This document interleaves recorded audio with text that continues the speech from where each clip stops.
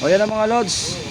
Ito na po yung EXT 125. Bali ang lining nito ay 1, 2, 3, 4, 5, di 5. Tapos ang spring din ng clutch spring 5. Yan.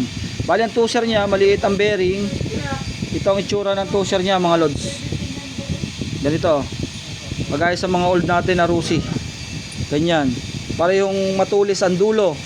Kaya kung magko-convert kayo, hahanap lang kayo ng matilos ang dulo, tapos ang isa, yung pinakadulo niya ito. Ayan o, ganyan. Ganyan lang yung hahanapin nyo mga lods. So, yun. Para magkaigi, kung magpapalit kayo ng cover na ganito, magkaigi dito. Ayan o. Kasi kung ito, hindi magkakaigi mga lods.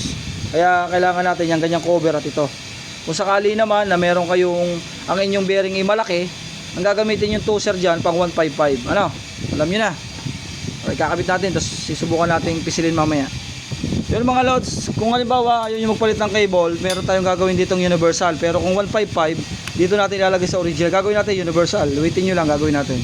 Yung sa universal lang ilalagay natin sa Rusi. O yan mga idol, ito na po yung ating universal oh.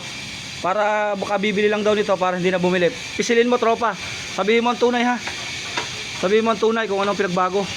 Lambot. Ha? Lambot siya, lambot. Lalambot, yung mga sandaliri nga, sandaliri, yung ano. Sarap niya yung Ayun oh. O, temo. Alright. Malay. Hmm.